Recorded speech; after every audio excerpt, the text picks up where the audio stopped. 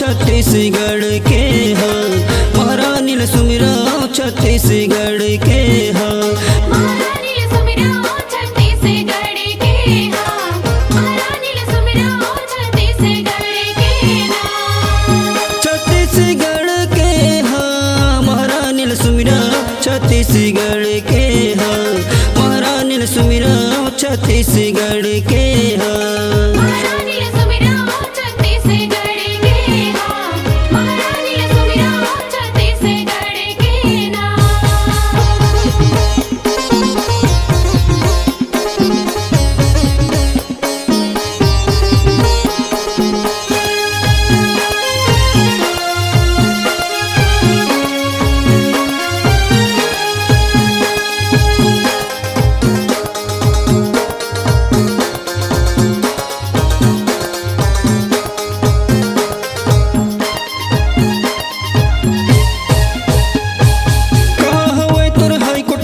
कहाँ है तोर राजधानी?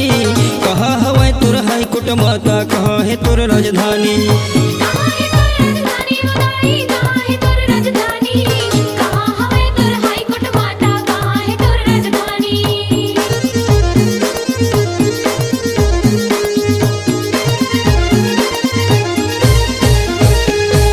कलकत्ता तोर हाईकोर्ट माता, रातनपुर राजधानी। कलकत्ता तोर हाईकोर्ट माता, रातनपुर राजधानी।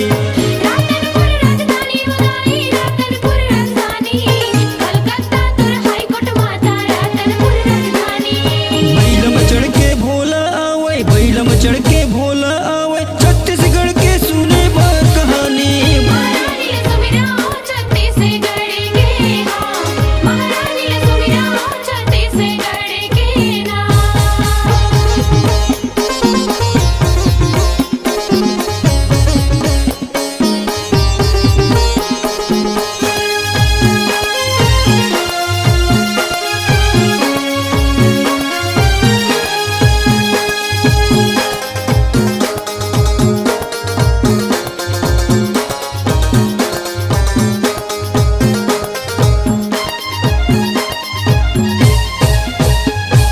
कौन है तोर कलेक्टर माता? कौन है तोर कमिश्नर?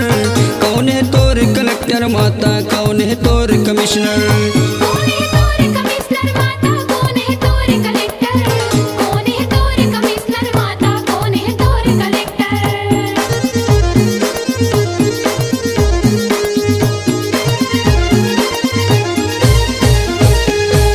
बमलेश्वरी है कलेक्टर माता, सर बंगला है कमिश्नर। बमलेश्वरी है कलेक्टर माता, सर बंगला है कमिश्नर। सरमंगला है कमिश्नर माता, बमलेश्वरी है कलेक्टर। सरमंगला है कमिश्नर माता, बमलेश्वरी है कलेक्टर। ब्रह्मा के वरदान ल पाके, ब्रह्मा के वरदान ल पाके, दानो हो करे मान मानी। महारानी ल सुमिरा छत्तीसगढ़ के हो। महारानी ल सुमिरा छत्तीसगढ़ के ना।